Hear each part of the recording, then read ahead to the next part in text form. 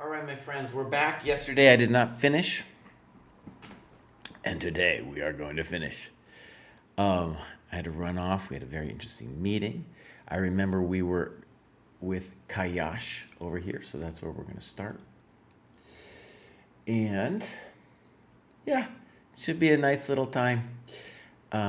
What the hell is this? Jenny says. This is the ChessDojo Training Program.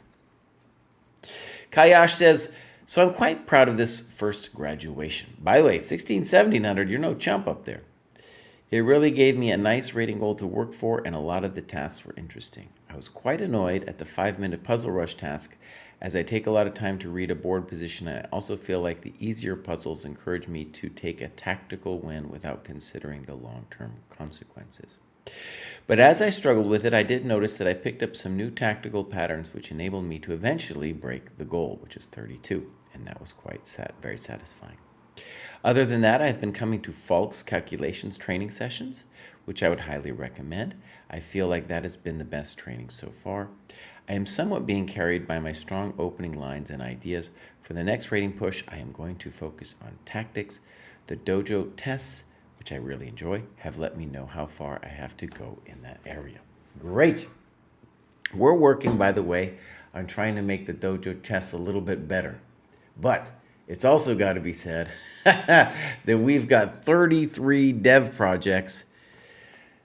We have been discovering we can only do one at a time. All right, so here we go. Kai has joined earlier this year. He's kind of sporadically been at it. Let's see if I go hours worked. Yeah, good. And a yo-yo of rating gains, but he is definitely up there now. The ChessCom Rapid. Okay, brilliant. Let's take a look. He's the weekly calculation club. Oh, that's cool. Adult improver. Great. All right, we got some games. Let's go all uploads. And we definitely want to do that 90-30 game because it's a little longer. So let's do that. Do we got a time graph? Oh, we do. Look at this time graph, my friends. Wow. That's a real one. Hold on. Kraai, you gotta fix your window here, buddy. Check out that time graph, my friends. That is an amazing time graph. One of the best the dojo's ever seen. So that's truly a grandmaster level time graph. We should be pumped about that. All right, game review. I also have to fix, whenever I start the show, I don't know why, I gotta just tell my little streaming software that it is time to go back to the boards. All right, so, fine. Little weird, C6. Totally weird. I've never handled this opening well and have been looking at new ideas. I decided to play one of them here, D5. Okay, so definitely an extreme loss of time, and white should be better with both D3 and E5. But he plays knight F3, which is a mistake. The main reason is this F4 is always controversial, but if you can pop this guy, then black is already doing quite well. Bishop F5, knight D7, even knight F6 look good because the F4 pawn doesn't belong there anymore. Instead, you play D4. I don't like this. Good move. And now you're in a little bit of trouble because he might get a good King's Indian. Okay, Bishop B5 check was also strong. Yeah, so now he has a good King's Indian. So just imagine with reverse colors, we got this nice pawn chain for white. Bishop outside the pawn chain. I like Bishop B5 even better because the bishop should just get exchanged. It's just that chump needs to go. All right, Bishop E7, castles. Fine by white. And now white needs a plan. Okay, a typical move here might be Queen E1. He's got multiple moves. He goes for Queen E1. You can tell this is somebody who's kind of got a setup and they're used to it. The challenge for white is figuring out how to move this guy.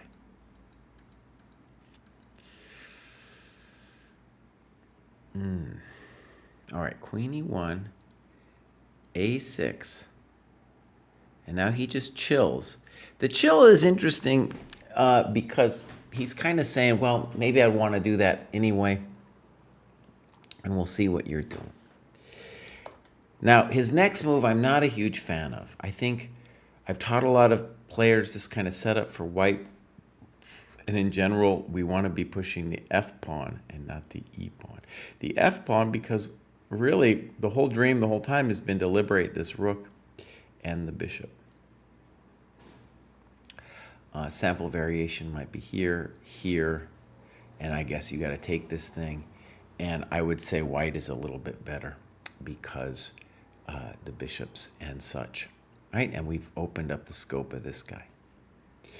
Okay, so no bueno, e5. He thought 7 minutes on it. Fine. Okay, now white's position is still pretty dangerous. Okay, now here's a really annoying thing.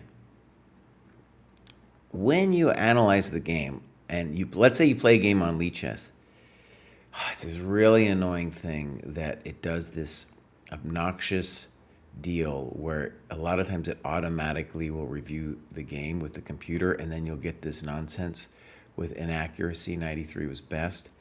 And yeah, you just really don't want to see that. You don't want to see, I don't want to see it. I definitely don't want to see it. Okay. So when we play 93, there we're, doing an interesting thing where we're saying I need to get rid of the strong bishop. It's pretty abstract, dude. It was pretty abstract. Okay, now, one way to conceive of the position is to think of it in terms of which pieces can attack what. So, for example, this bishop, the only way it can really participate with the attack is the exchange. So, at some point, he should be thinking of taking it. This move is really sad, though, isn't it? He spent 2 minutes on there. The computer shows bishop d5. Okay. And now he's really stymied. You still need a plan, though, my friend. E8 feels very slow. Queen e4 doesn't feel right. Again, it wants bishop d5. 97 feels weird to me. Now, notice that when he plays queen e4, he's not even thinking of ever taking the knight. But the knight is a really powerful, it's kind of like your best piece. It's got here, it's got here, it's got here. You, by the way, need some play against your opponent's coconuts over on the other side. And now this thing about h6 is, I don't know. Now, is it a blunder? No, it's not. See, this is where the computer analysis doesn't help. He's playing for a dumb trick here with knight h5. And unless he's ready to play this computer move f5, which honestly, you got to be kind of on a higher level to be playing f5 here, my friend. Yes, Blibub, there's some kind of setup, a thing on Lichess. I would say it's one of the more annoying things about Lichess because it just automatically does the analysis. Okay, so this is a natural move. Okay, queen e2. It still wants f5. You got to be on a higher level, though, to play that move. Notice, though, the positional factor here that we want to talk about is when you play with f4, you really need to be playing f5 someday. So for me, the complications with f5, they're mind-blowing. But the reason that maybe I would do it is simply because, like, oh, I got to liberate the rook. I got to liberate the bishop. I don't understand. I don't know if I get it. Okay. Yeah. And he doesn't want to take the knight over there. Yeah, he misses knight f6 here. Finally finds it. I don't know if you, that would come as a relief to me, him taking that, him taking that thing over there. Yeah, now we have a little counterplay. This thing says king h7, but bishop d5 is the most human move.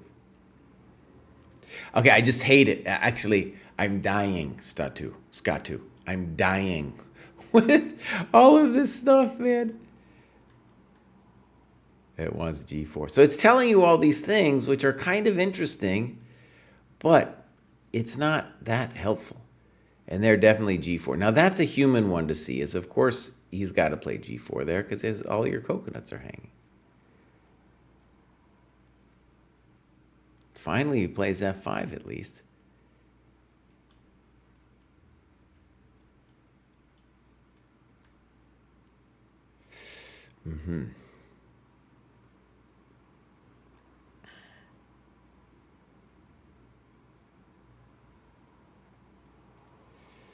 Okay. Spicy. Check to the miserable king. Good. Rook c7. Very nice. Very nice play. Rook c5. I don't know about this. Now, typical problem here in dojo land, also with, let's call them lower rated players, is they don't appreciate that this is the part of the game to actually annotate. Right? And here, there's a lot of questions about what's going down, how you can get play. And to my mind, c3, for example, is real interesting. The idea being that I want to weaken this pawn so that the bishop can attack it either here or here. Okay, this definitely needs annotations.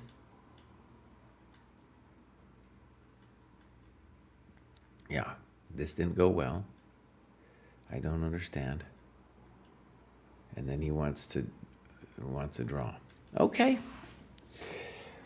Okay, so a lot of things to be said there. I want to just stress, when you analyze your game, it's fine to eventually look at the computer.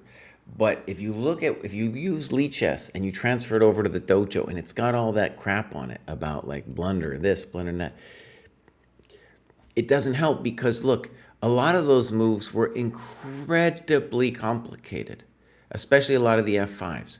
So it's telling you this very advanced thing that you need to be able to look for on your own first. It's cool if you then first analyze the game and then you're turned on to like, oh my God, F5 actually worked there, and then you go through the variation.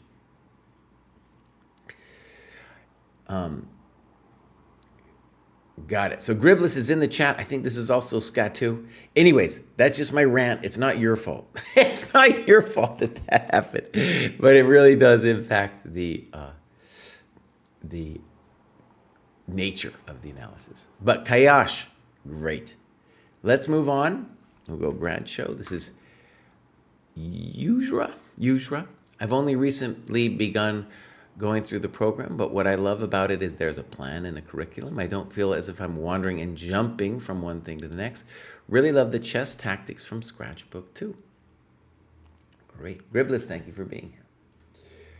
Okay, so let's go take a look at Yuzra.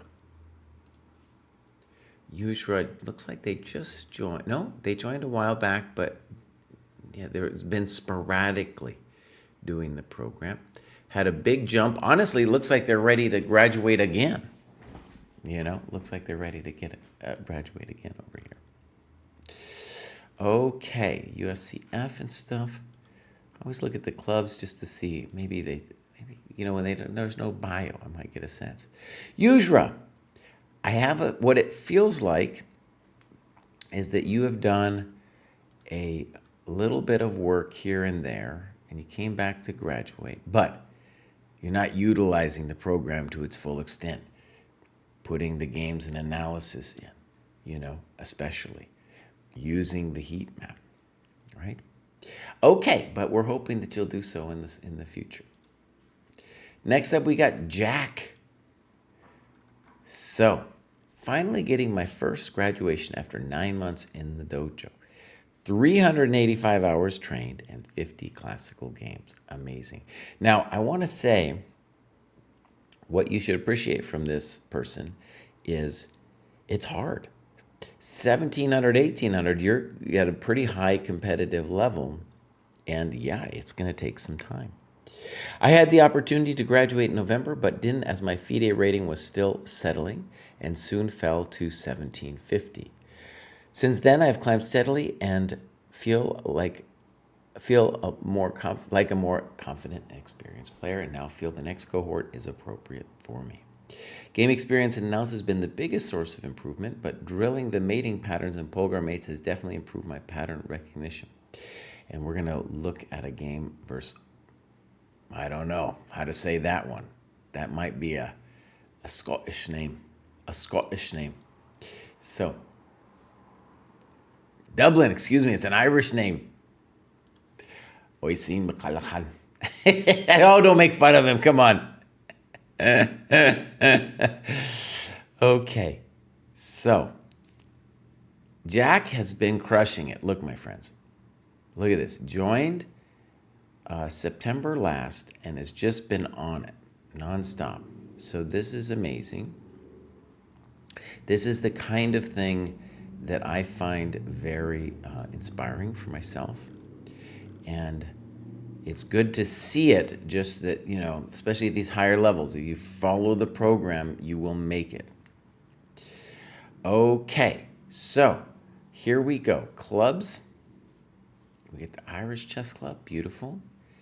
And then let's go look at some of his games. There's the game. I don't know how to pronounce it, but this is Jack Herring versus, I don't know. The O thing should have tipped me off, though, that it was an Irish name. Okay, do we have time graph? We do. Check it out. So here we go. It looks like maybe Jack stopped doing his opponent's time at a certain point, or maybe they just didn't, stop. Maybe they truly stopped thinking. So this is Churchtown Cup,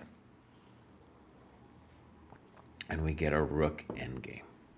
All right, good. So, game review. Oh, I have a delicious coffee going on here. So far so good. Beautiful.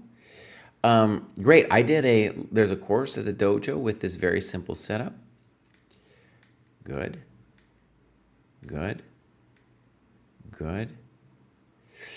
And here, I'm pretty sure the move I give is the wild and crazy H5. And it's a beautiful move. First time I saw it, I nearly fell off my chair. But the point is, if he goes castles, if he goes short, that pawn will be a force. All right, so we go H6, knight D7, castles, and F5. Fascinating. Okay. Do I believe in this? I don't know. He says, an idea I've seen in this position, giving up the pawn to allow my knight to get to F6. Usually black can get compensation by ruining white's kingside structure after knight G4. Now, I just want to say this does not look correctamundo to me at all. What? And definitely we want a variation with bishop F5. I thank you very much for your pawn. I assume this was his intention. And then I guess he's going to say this. And he's going to say he's got compensation. Okay, let's just give it a try, Kraai. Just give it a try. Maybe he's got something here. So he wants to play knight G4.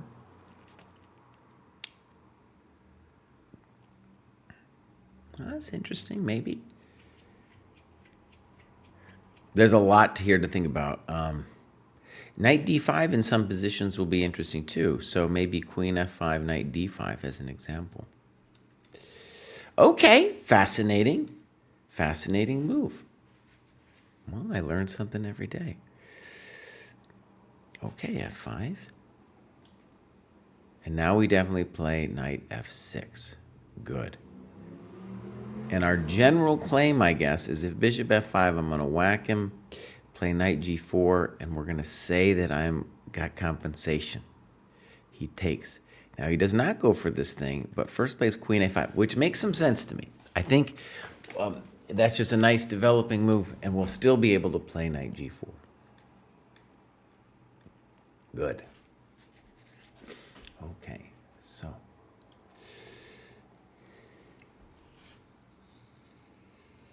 Blip says f5 is a thing, but not with the knight on d7.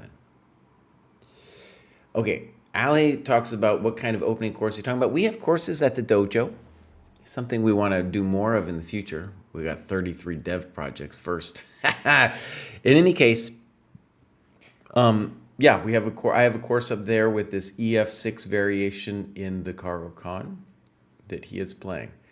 He has his own ideas, though, and they're very, I'm sure if he saw something like this, it's very computer-driven. So, knight g3, and this makes sense. Boom, boom, boom, boom, boom. And he says, the opening has gone well for me, and I'll win the pawn back soon. Okay. This is very interesting play. So if queen f2, I'm assuming like rook e4, followed by giving him the business with moving the rook over. e4, and he says this is equal. Maybe. Maybe. It's definitely interesting. What I think I'd rather be white. I think. But we're going to get into it. So he thinks for 4 minutes here and plays c5 and says, I was tempted into this with the queen and rook on the same file and had faint hopes of b5, b4. A stronger player in review pointed out that before this move, it was hard for white to advance his majority, and my pawn formation controlled the light squares. This move gave up that control. I think in general, the other kind of cue about this is before you even think about c5, ask yourself, well, what does white want? Like, what would white's next move be? And I think it would be queen e4. The queen is just pretty powerful on that square, right? So you mentioned queen g4, possible. I would also be interested in rook e6, just thinking about either rook g6 or queen g6. Now, there's a lot to say, though. Maybe rook e6, c4. It could get a little hot. It could get a little hot.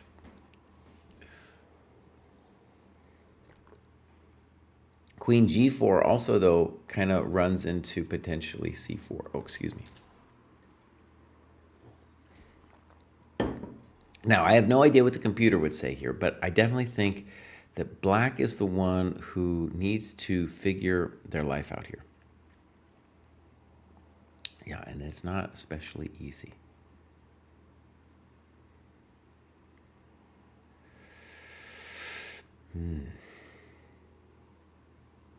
That's very complicated. I'm thinking, for example, this. Rook e6, c4, f6. And so, yes, he might be able to play that with me, but I will get counterplay this way. I think this is the kind of thing we need to think about, and you need to reassure yourself that you're not getting immediately lost with this kind of thing. But I think that's true. I don't think you're getting immediately hosed. Whew! Okay, c5, queen e4. A very simple rule in all, let's call them endings. This is not an ending, but we're going to call this a heavy middle game or a heavy end game. Heavies just mean the queens and the rooks. Is it the centralized queen, man? Oh, yeah. She's the main thing. She's the main thing. Arsenal fan is talking about d5 in that position I had with rook e6. I didn't think so, though. I mean, maybe. But what did we have? This one, this one, this one. No, that's no bueno because I got rook e5. That was the whole basis of my business. Without that basis of my business, now, true, maybe it's still scary, but the intention would be that black has enough counterplay. Yeah, I think he's got enough counterplay. Okay. So, by the way, that was just a cursory analysis. That's the kind of thing we want to look at. When you do your analysis, I think for me an ideal analysis would be, I didn't appreciate the power of the queen on e4 and how I'm actually facilitating the passed pawns with c5, which you kind of said there. But then we want other variations. So rook e6 was just the first thing to come to my mind that I wanted to analyze. But I'm sure you could do other things as well. Okay, this looks scary. Boom, boom.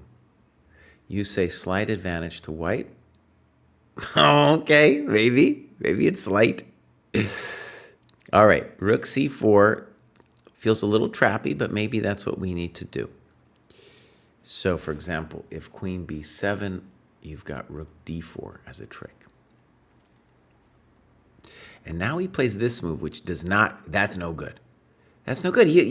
That was his best piece. That was his best piece. So that's an example of somebody freaking out there with queen d3. Now, you're going to definitely ask, what should they do? And there are several reasonable moves for him to think about here. He's got rook d3. He's got rook c1. Right? All of these things are just simple moves for him to consider. Arsenal's talking about queen d5, rook f1. Also a thought, yeah. Though there where you're allowing queen g6. Check to the miserable king. All right, so I think we're agreed this is poor. All right, queen takes, king f8. Now,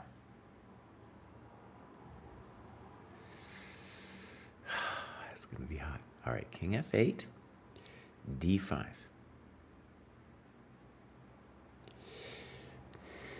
By the way, I believe I believe you should be able to hold this position.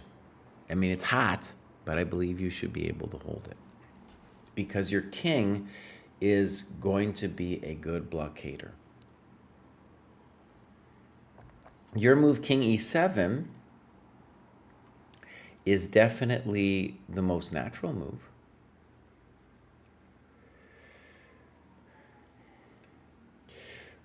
Arsenal fans talking about rook c5. It's a thought. Let's give black's move a try because it's definitely logical. Rook g3, and now he says he doesn't like g6, which I definitely say is the natural move because of rook f3. Okay, that might be true.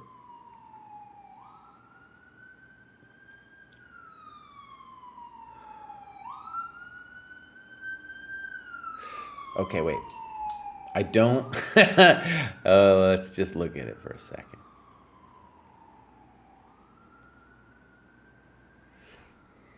Let's imagine g5.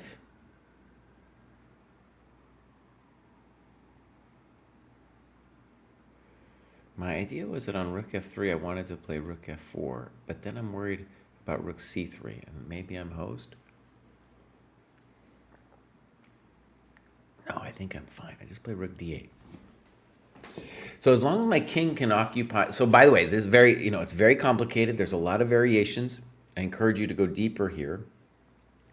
But the thing I want to stress is,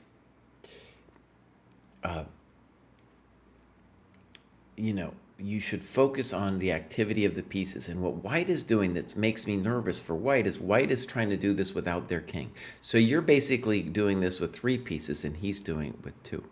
Of course, we'd rather not play king f8. We just put our king on e7, buddy. All right, rook f3.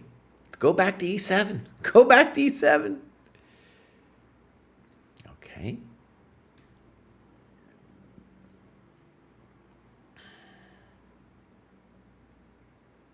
All right, so now you did this. This scares me, but maybe you can live through it. And you played rook d e5.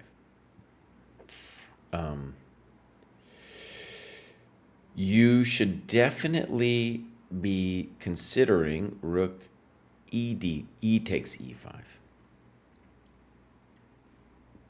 right? Because now you have this option for defense and attack as well as this bad boy. So you did it this way, and now rook e2. Okay. Now, something I really want to stress that I like a lot what you're doing here is you think for 16 minutes. So let me just stress something beautiful about this.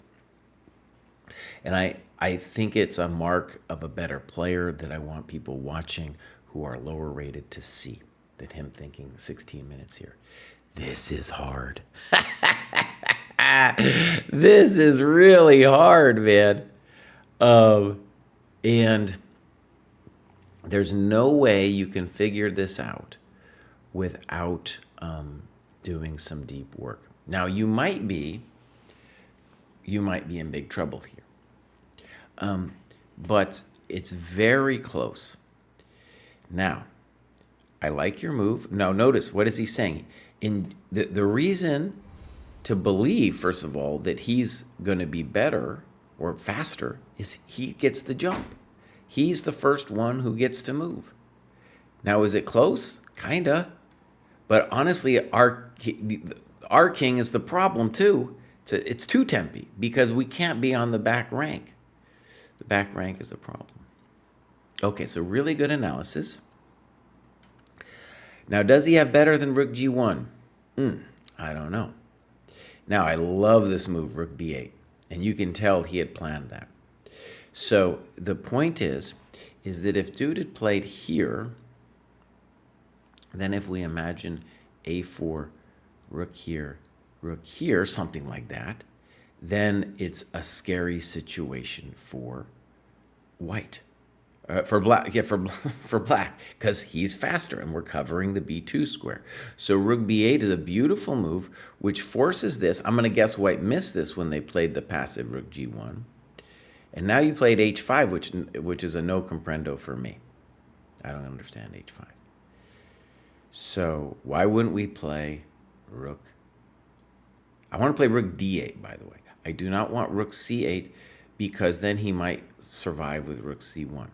After rook d8, I know I'm not going to lose.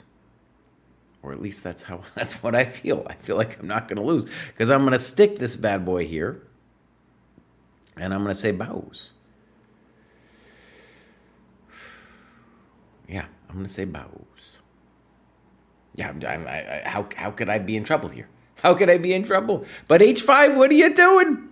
All right, now maybe h5 is okay, but I just want you to feel my pain here for a second. What are we doing? We played rook b8 so that our rook would have all that juice. All right, so king a1. This guy's getting real frisky. I don't believe in that. Why can't we play rook d8? Because, okay, king a1, we're going to give credit. That was a great move. At least it has a great idea. Okay, timeout. Let's go back a second.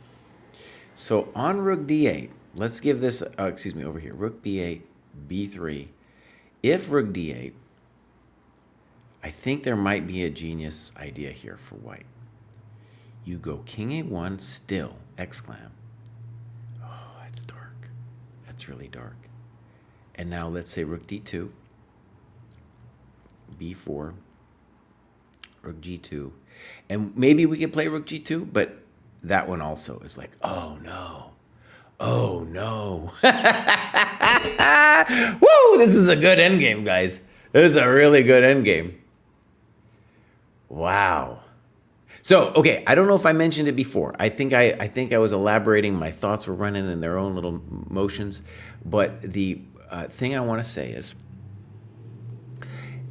on this graduation show, I often see people not spending time on their end game, and then during the game, they play quick and impulsive moves.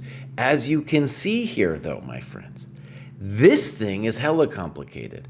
And, dude, end games in general, you will find they're hella complicated. Okay? So here we go. King a1, king h7, rook h1. That's no good. Because what? It's just giving you a tempo. Well, okay, let's look. Maybe he's got a plan, actually, with rook h1. Maybe rook h1 isn't so bad. Okay, this guy's amazing, actually. People are thinking here. They're thinking.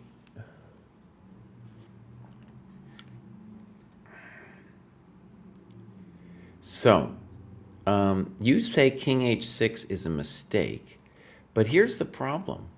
What do you want to do? If you play king g6, he's going to play here. If you play something like rook b5 or rook e5, he can still play g4.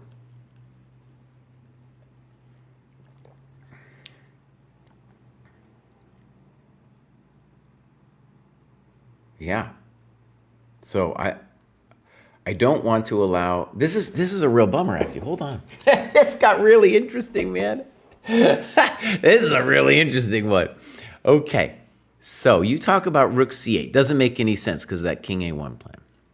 Your rook on b8 is great because it's hindering b4.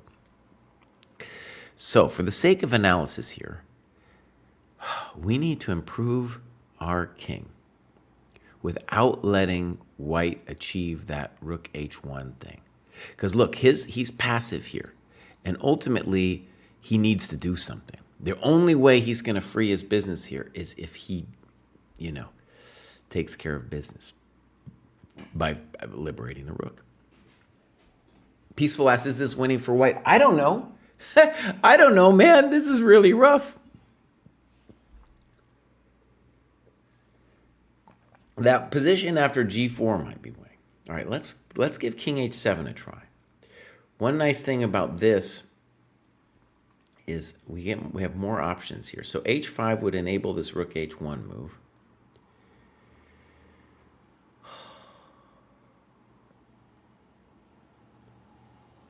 And so I think we want to play king g6.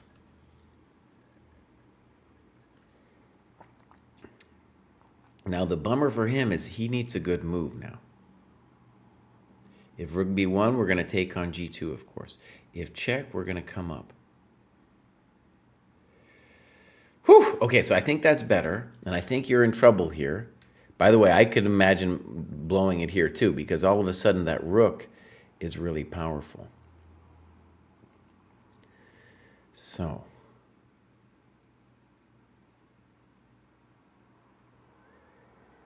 ooh. What?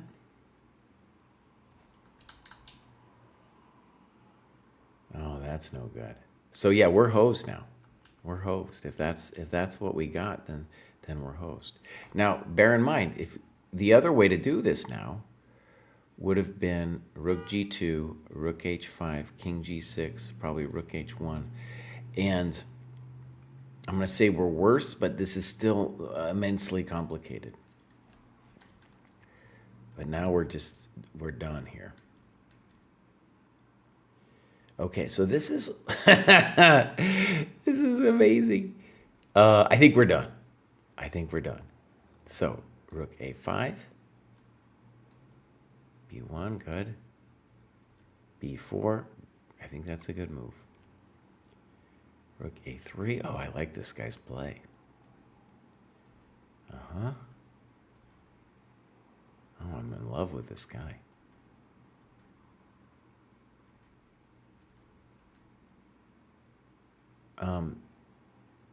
Yeah, so rook b3. First of all, it doesn't look right. Now, maybe he... Amazing. Maybe it's still kind of complicated. I don't think it should be, but let's just look for a second. So king a2.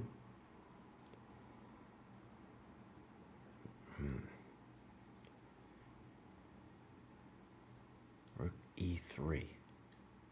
So if rook b3, we'll just check him. If rook c2, we'll play king a4. Man! So hold on. I was in love with his play, and then it was like, oh, it's not that simple. Okay, let's go back. Rook a5 makes sense, though ultimately he ends up kind of doing a take back on the whole thing, right?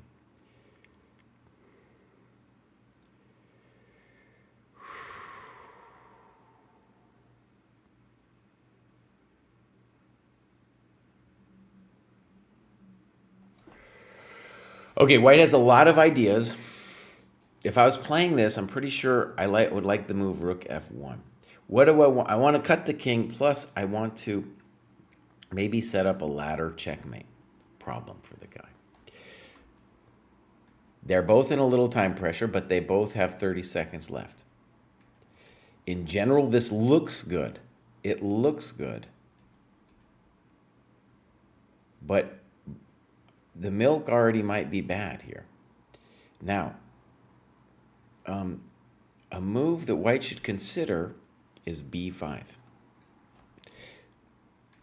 That looks winning, whereas this one is very interesting because it's not clear that that white can untangle here. And he's got only, it's not 30 seconds, it's increment. Arsenal fan mentions that move I was talking about. Boom, nice move. Boom. And now, right, you just need to wait, buddy. You just need to wait.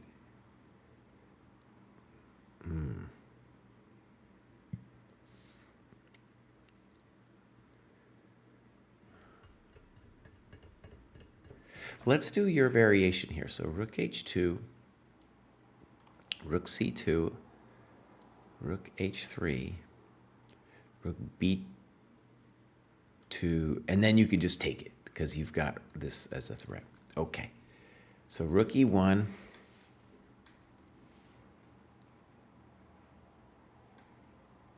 Oh, no.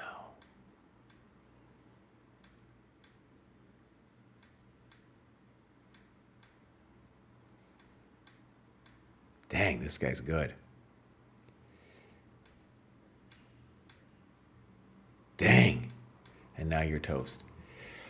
Woo! Man, Jack, that was a great game. Very interesting for me as well. How does one improve on rook endgames?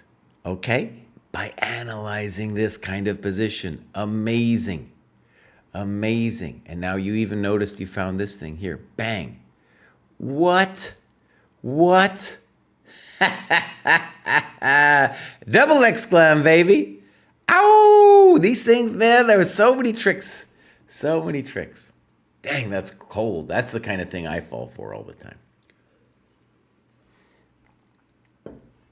Yeah, that's the thing I fall for.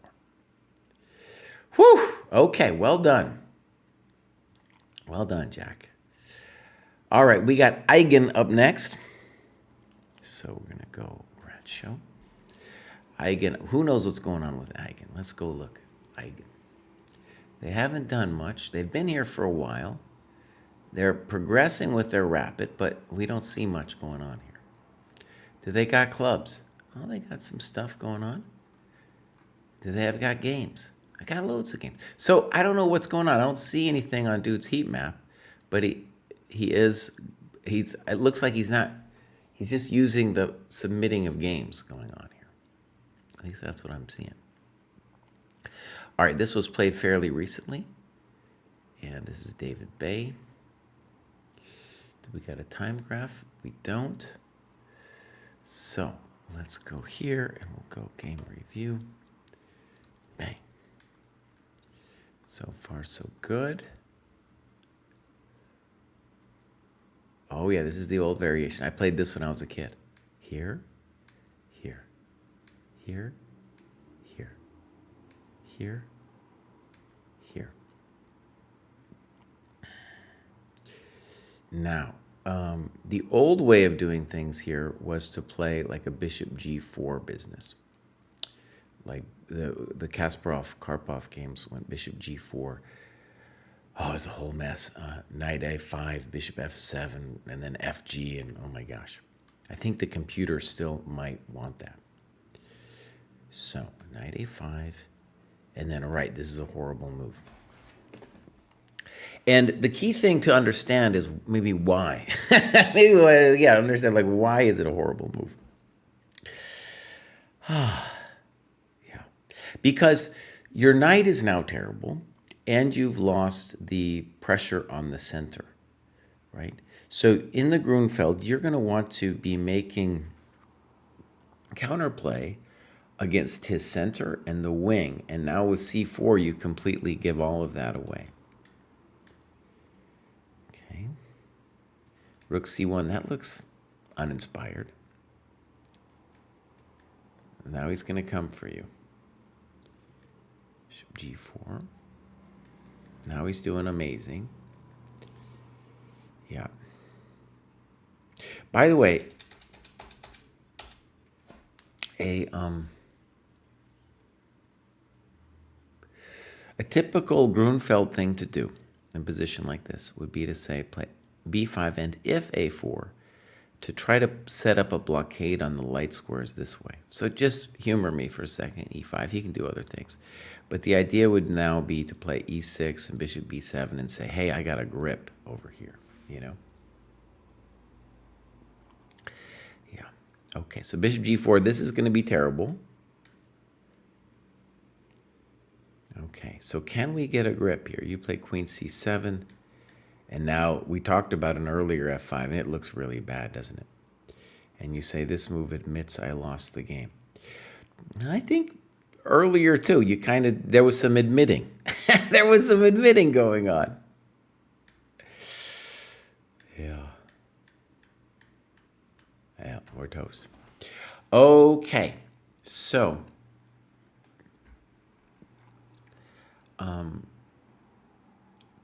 interestingly, this is the old line, and so it's kind of fun. I don't know if it's fun, but it's interesting that you didn't know it, because that was back in the day. This is what always happened. I'm just trying to remember how exactly it went down. It was like,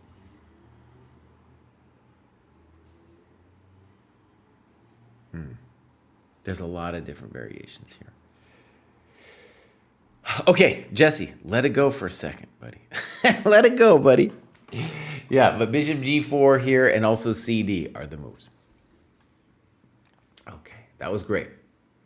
And also, Eigen, in terms of what you've got going here, put some stuff up here, man. You're doing great work with your game annotations.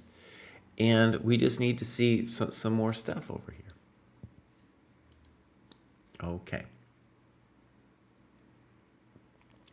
Next we got a famous dude here. This is Norzius. And Norzius has been with us a while. And it's very impressive that he's gotten up this far. So Norzius says, recommended material in this cohort was amazing as always. I especially enjoyed reading Endgame Strategy by Shereshevsky. I tried to switch some things up in my opening repertoire, but eventually I only changed my response to d4 from Nimzo Indian to the Dutch. And we're going to look at DC King's Gambit Master. Okay, let's go look. Now look at this, dude. Norzius. Look, my friends. Norzius. Hey, this guy's flying, man. This kid is on it, dude. From Kazakhstan. This is one of my favorite guys. Norzius generally will watch too. Oh, Eigen is in the chat. That was really great. And Norzius, maybe he watches sometimes afterwards too. This is great, man. And I feel like one cool life goal for you would be once you get up to like 2,000 dojo rating, you should consider being a dojo coach. I'm really into promoting people, especially young kids like yourself. You're not a kid, I know, but I'm so old. I say kid to almost anybody below 40, okay? But I feel like you and we have our Dutch kid too. He made 2,000, is doing some teaching at the dojo. That's the kind of person I'd really like, to do some coaching. So I could promote you doing some coaching once you hit around 2,000. You could start teaching now too. But I just want to say it's very inspirational. And why? Because you've done the program. You've already done the steps. So you would be a great, potentially at least, a great teacher for other people coming up. Okay, so here we go. We got the clubs. Kazakhstan Dojo, one member. And I asked Norzius, I was like, dude, give us a Kazakhstan Dojo. And he did it. Thank you very much. Kazakhstan's got a beautiful chess tradition. And Norzius, we just want to say, at some point, I know there's a Kazakhstan rating system. I know there's a FIDE rating system. You're going to want to switch to that. Okay? All right, here we go. Games. All uploads and DC King's Gambit Master. All right. Translation is for Jesse. Nice. He had a previous graduation where I think I was one day early, and he hadn't translated yet. Okay. So, first, here we got this amazing time graph. Very typical that if he's playing some chump online, they're not going to be thinking. They'll be distracted, right? One of the reasons I want Norzius to be playing real tournaments. Okay, so game review. I'm going to ask a dumb question here. I'm going to ask the Gemini here. So, what language do they speak in Kazakhstan? Because he's like writing Russian over here at me. So I just want to, so they have Kazakh and Russian as two languages. The government has been actively promoting Kazakh since its independence. While Kazakh is the national language, Russian remains highly prevalent. Okay. There's also a push for trilingualism with Kazakh, Russian, and English. Amazing. Okay, great. Cry. Let it go. Let it go, buddy. All right, here we go. Good. This is aggressive repertoire for white that I created. Good. Good. Good. Good. And he says, I haven't seen this before. Okay. So, he thinks for 42 seconds and plays knight takes d4.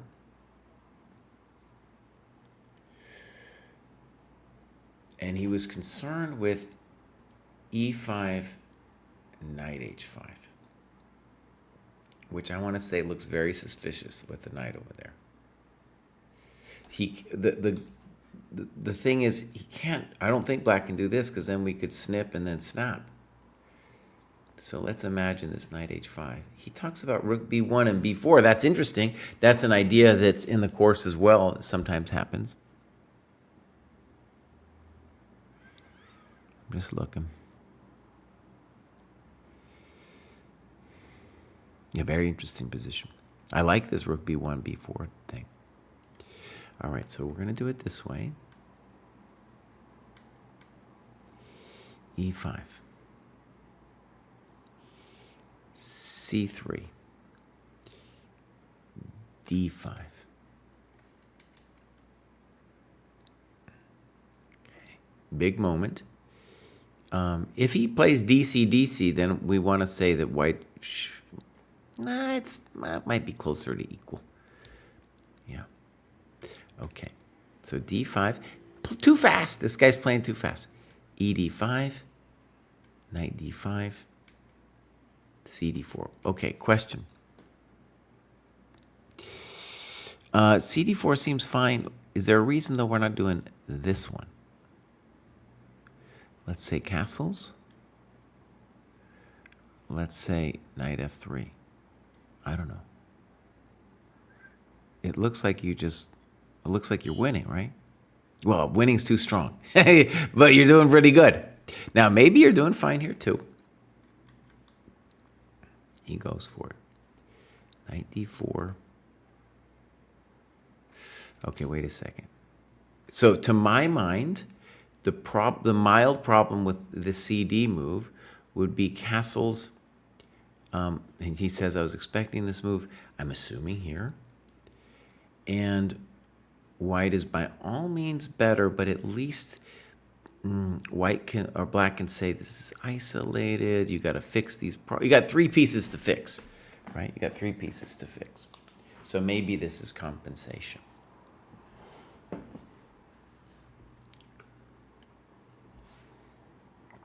Okay. Check. Thank you very much. Dude played ED4 way too fast. And now an interesting move, Queen A4. Check to the miserable king.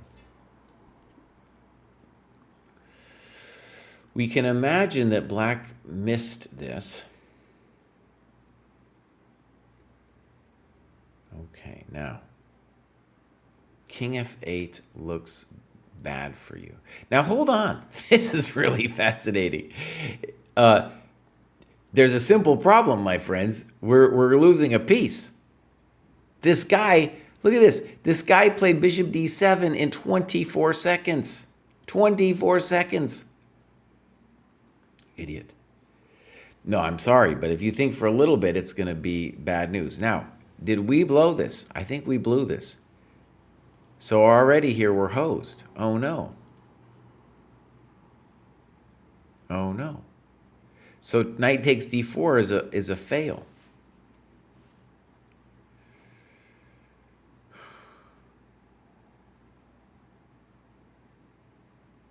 Oh, this is a full bummer.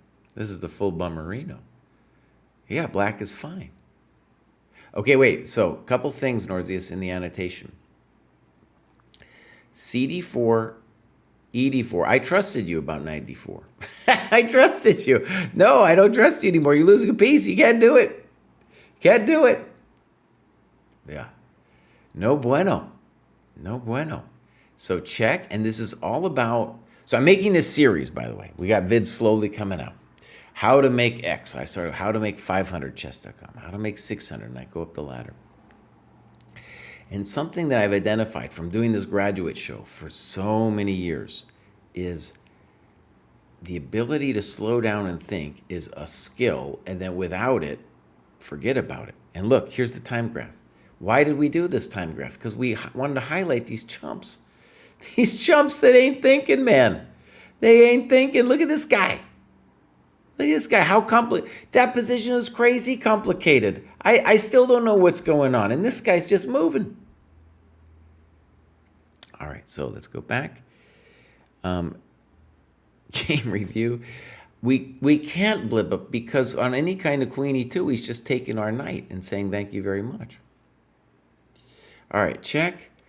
4 move. Queen b4, a5. Now we're back in the ball game. Thank you.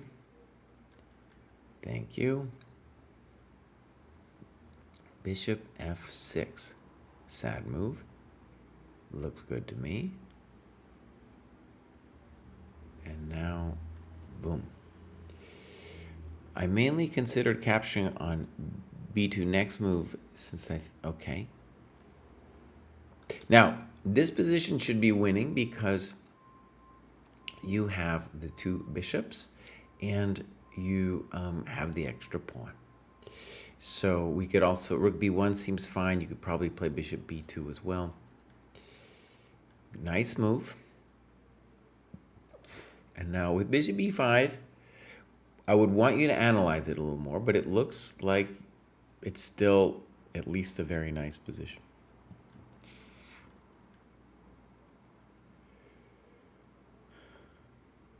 Okay, so here we go. I just want to look at it.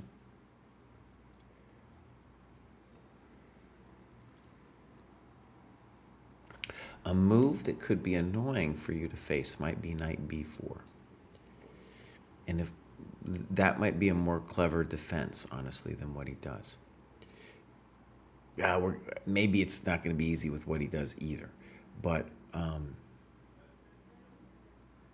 in the game, you're going to get a nice bishop versus a funky knight. Your rook is better. Here, it might be hard to win this bad boy because you can't really... If you take it, we're going to believe in black. Yeah, he should be okay here. He's also threatening knight c2. Okay, so here we go. Bishop b2. Pop, pop, pop. He needs to think here, by the way. This guy needs to think. And you mentioned knight d5 and say white's a little bit better. Yeah. I believe in white here, but okay, it's not going to be too easy. Blunder. Why? Because he's moving too fast. Check to the miserable king. Very good. Should be winning now because the rook e7 is going to come. G3. Okay, I'm into it. Check to the miserable king. Thank you very much. And in general, this is going to be winning because the bishop is better with the passed pawns. He makes it easy. This move does nothing. It's not just like a blunder for the pawn on c6. It does nothing. What does he need to do? He needs to fix this knight somehow. So knight c3, maybe intending a4. I think we're still, killing this guy, but maybe also knight d1 at some point. He needs to create some drama. So g5, pop. Pop, thank you very much. He played this move and resigned. Oh, what are you doing, buddy? Who is this guy? Okay, Norzius, great. I really appreciate your chess journey here. And I just want you to feel that when you play over the board there in Kazakhstan, there's going to be some tough dudes. It's going to be a different kind of battle, okay? A different kind of battle. You're not going to play these people who are just moving instantly, these chumps online.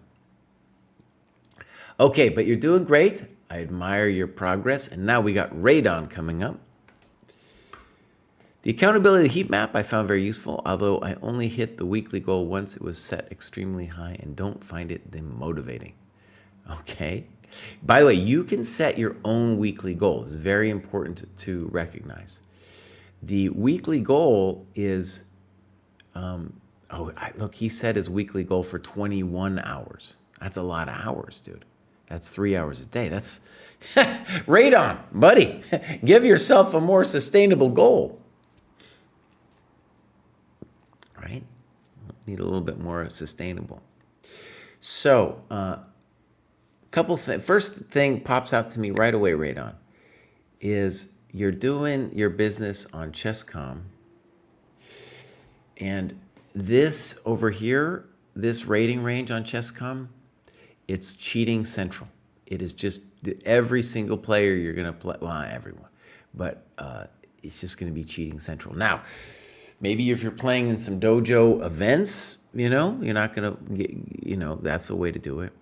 But really, what we say here is once you're at 2,000, which you technically aren't because you're still at 1960. I guess you made it and then you fell back down, right?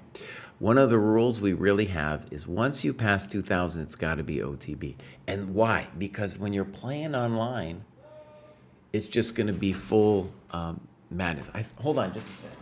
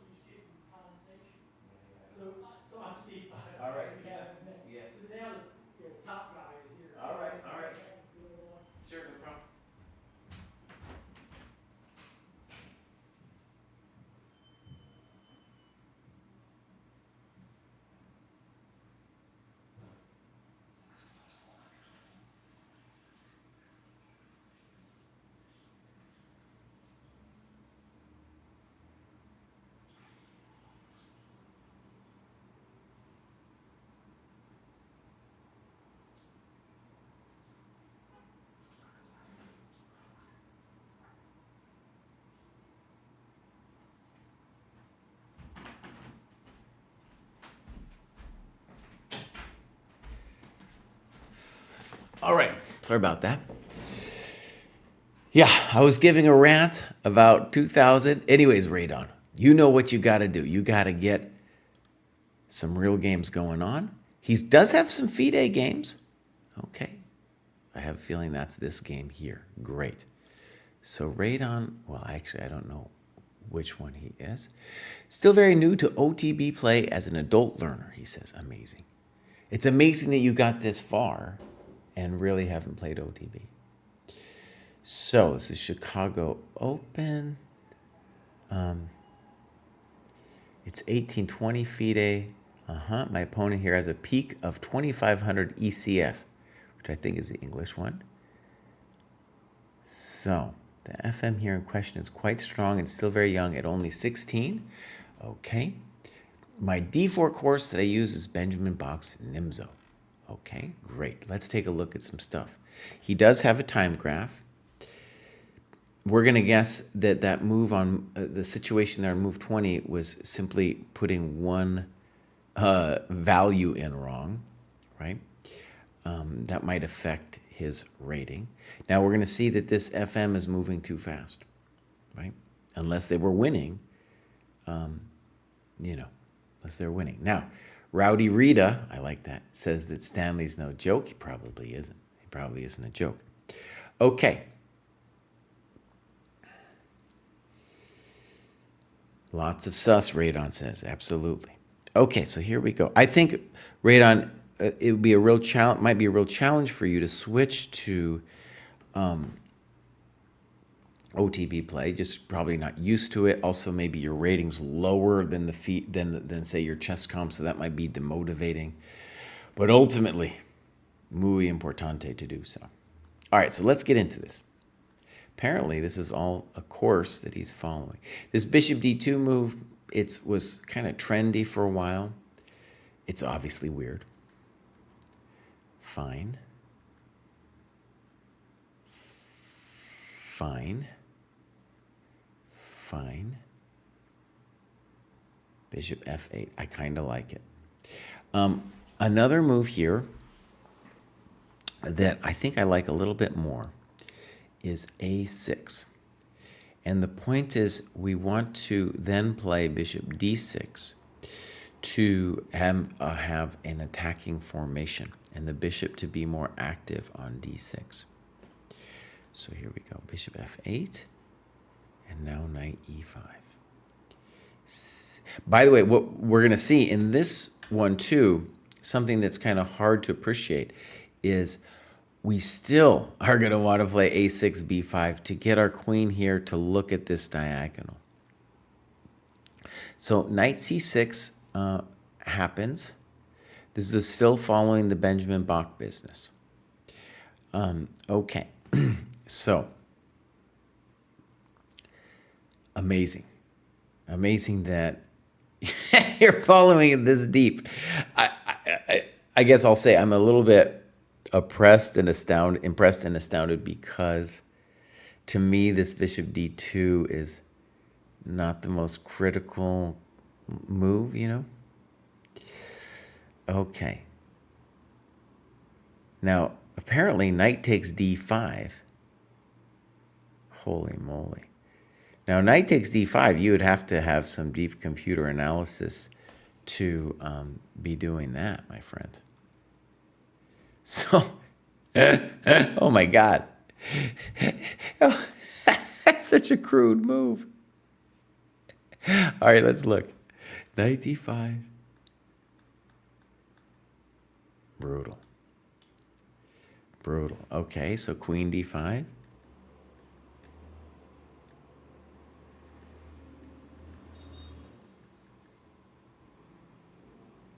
Wow. Or queen g2, leading to the force line, knight e5, knight c4. Do I understand this? Rook c4.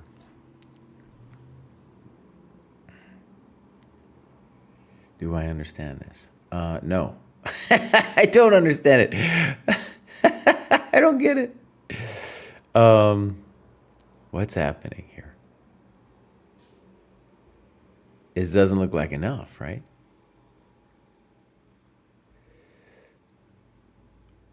Wow, George Hornsby also has done the Bach course. I know Benjamin a little bit. This is kind of amazing that you guys are following his course. There's a lot of computery stuff going on. This one obviously being one of them. All right, so I'm gonna cheat because it's an opening course. turn on this thing, and it says white's only a little bit better. Stunning, with like a move like rook ad8. Wow, that's some dark sauce right there. And notice that it doesn't even want to win the exchange with bishop a6. So that would be some real stuff. Now, you know, this thing that you're doing. So, for example, I want to share a couple things about your prep that I don't know if it's covered in the course, but the old timers wouldn't really, they'd feel nervous about this position because white can now trade off your good bishop. Now, is it the end of the world? No, but they would feel a little bit funny about that.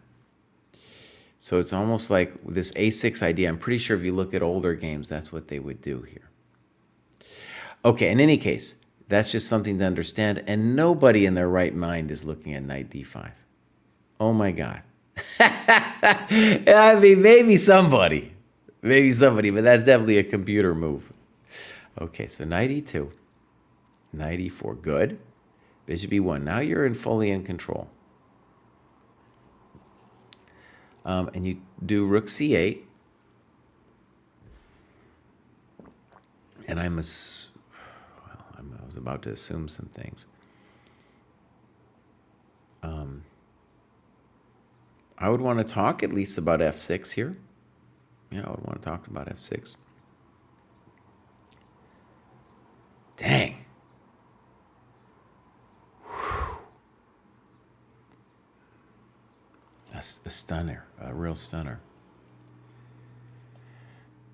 I don't think it's opening preparation, dude. I don't think at all this is opening preparation. Now, obviously, this is the main thing to analyze. That's no good. King e7, bishop h4. Right. King g6. Let's look at this variation. f5 here. Here.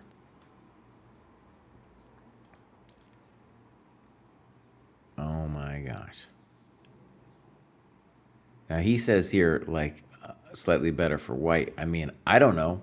I don't know. This is pretty complicated. Definitely c4 is interesting, but let's see what the intention is here. Like, well, right. Now, bishop g3. He's got other moves, of course. Oh my God. So this is definitely a computery thing that we got going on over here. Now, the question I have, though, is, okay, it's a bummer he's got knight f7, but aren't we simply lost if we don't take it, right? Isn't it simply gone? Whew. Okay, I have a couple other questions. So, rook c8 is a very natural move.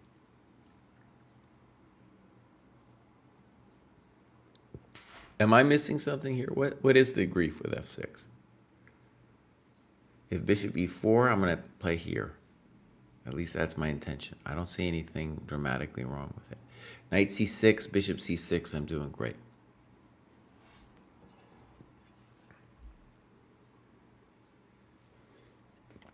Radon's talking about something in the +2 part, but I don't know what that means. Over here, the plus, is that what it is? Oh, yeah. He's talking about bishop a6 and rook ad8. Yeah, it's a stunning position. Now, one thing I want to say about this kind of stuff is, like, one of the things the engine really does is kind of show you some fascinating things. So, for example, that's just interesting. That's just interesting that the machine is like, oh, black is fine. That's, it's as if the machine's saying, it's roughly equal. I have no idea. Right? Because we got just 2 pieces. We got 2 pieces for the queen, dude. And now, granted, we could say those two pieces are bishops, but still, this is a shocking analysis here. So very interesting.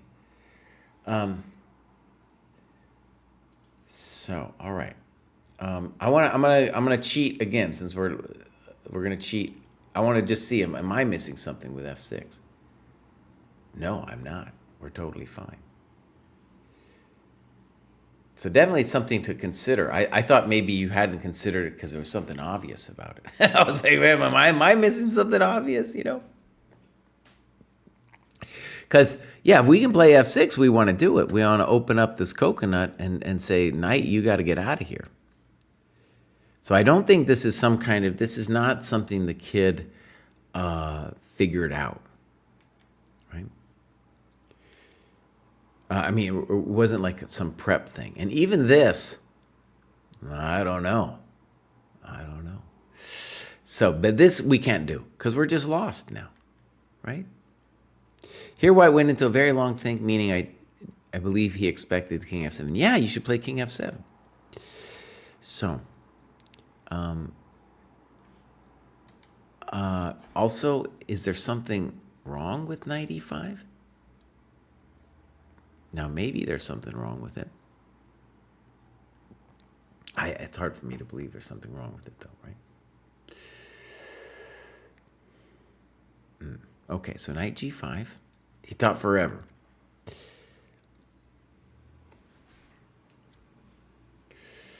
Yeah. He thought forever on h6. I mean,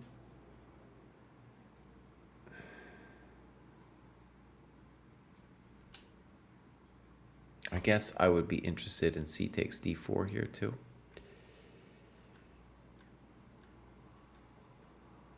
Check to the miserable king. And now queen f7. And you say, here my opponent offers a trade of queens in a position that can only be better for black. Okay. So,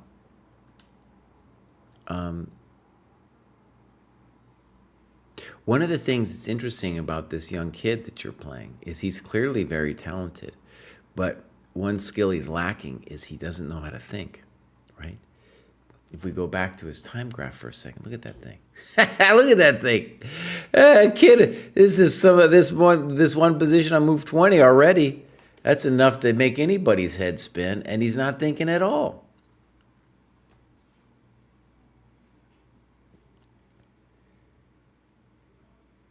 Radon talked to Bach about this king f7 stuff. But we don't need to do that. King f7 stuff doesn't make any sense. f6, you just play f6 and it's over. You're doing fine. Okay, so queen f7. Definitely there should be a variation here. So what's the point? Like, he clearly got here and was like, I don't got anything, and must have felt that he's getting whacked with the counterplay, right?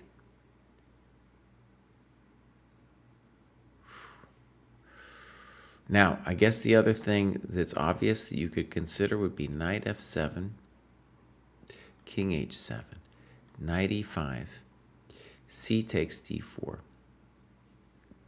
knight c6. This is no bueno, though. I mean, because, well, I actually, just slow it down. I don't know what's happening. I believe in your position here, but at least here, I mean, it's very difficult. I believe in your position. You got e3 or something, you know. Okay, so queen f7, and you talk about knight e7. It's definitely a hard move to think about. That knight e7 is very hard to see. Dude, first of all, Radon, that you're reaching this level without ever playing OTB, it's very impressive. Now, I think positionally the reason we should consider just some move to try to protect the queen is because the knight is poor. Once we bring the knight back, then he can finally go back to where he should have gone in the first place, right?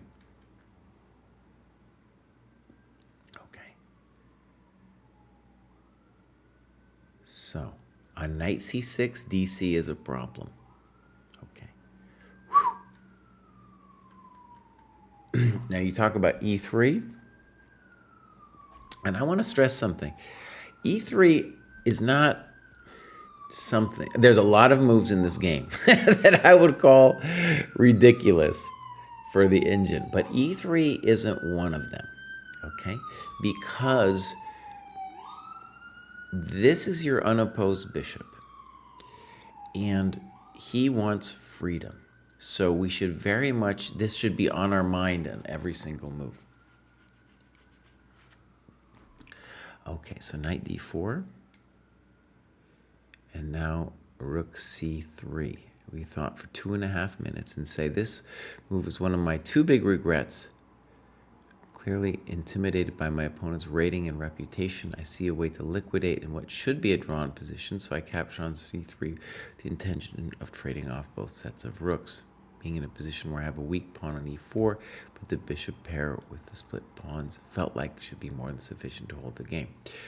Okay. Now, very important, you got to say what you should have done, right?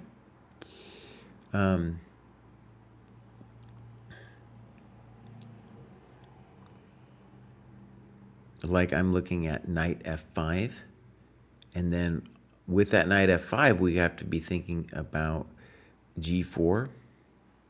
Pretty complicated, right? So there's a reason you didn't do it. There's a reason I'd rather you went for rook c3. Because knight f5, g4, I don't know what's happening. Now, by the way, even sacking the pawn isn't completely dumb, just to open the bishop. Actually, I would say this kind of weirdness is the kind of thing that back in the day we would say white has the advantage, but the computer's like, it likes these bishops, and I'm starting to get it, you know? I'm starting to get it. They're very powerful things here, especially this one on b7. Okay, so was this terrible what you did?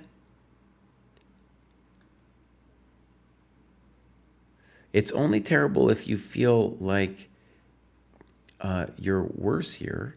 The other position, I didn't necessarily think you were better. It was kind of unclear to me. All right.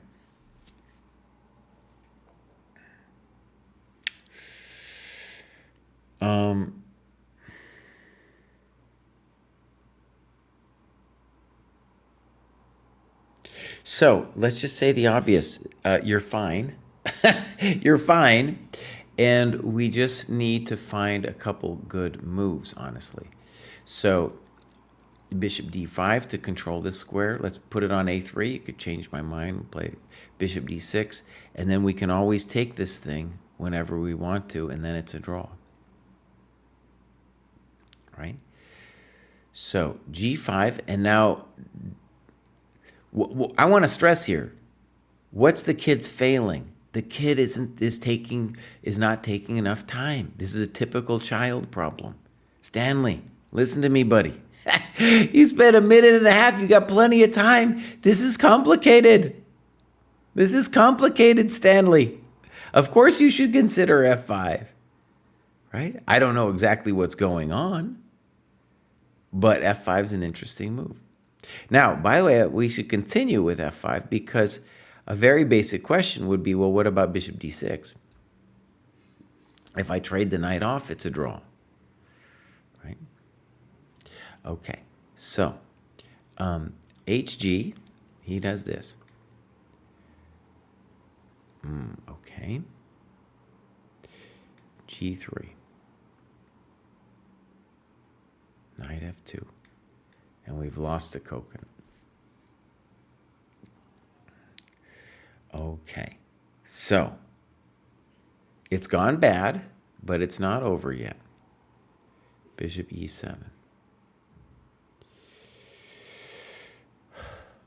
Now, the kid finally slows down to think a little bit here and plays a3.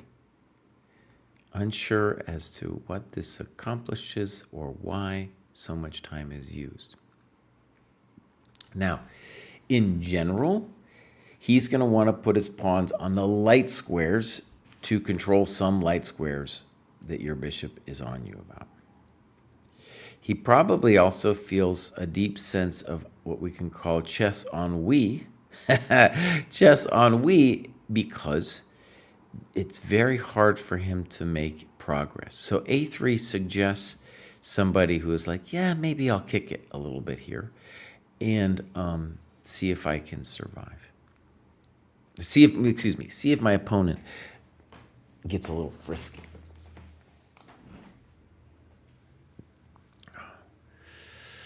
My sense of what I would like to do is something like G4.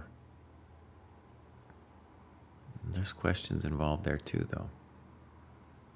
But G4 looks like the kind of thing I'd like to do. All right, King F5, reasonable. And now you probably want to play G4, good move. Hard to imagine that you could lose now, because your bishops are so strong. Okay, not sure where he's going. Not sure where you're going.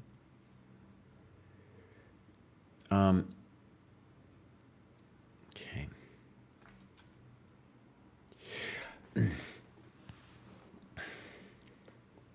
Okay. Good. Bishop D5 looks more natural to me. Well, now we got to draw. Okay. So now this should not be a problemito. Good. Should be no problemito. Check to the miserable king. Is it a draw? Draw. Beautiful. Okay. Whew. Man. Radon, that was a great game, dude. That was a great game. And, you know, stunning, even dispiriting to me to see the level of opening theory involved in this move, Bishop D2. Okay? What are we talking about? Bishop D2. And then we got this deep, deep theory going on, especially because there's so many different plans available to both sides in this position. So how did it come that this thing got so worked out? How did it happen, man? Oh, man. So that's amazing. I think one of the things that we should say here is, here, to me, it's just like you got to take on F7. You know, I don't know how to evaluate the position at all. I have no idea. But with Queen D5, we're just much worse. So that's something I don't totally get. Though I guess we can argue, of course, that your Queen D5 at least gave him practical problems. Knight G5 looks very superficial to me. He's still playing for some tricks, you know, and he ends up dislocating his people.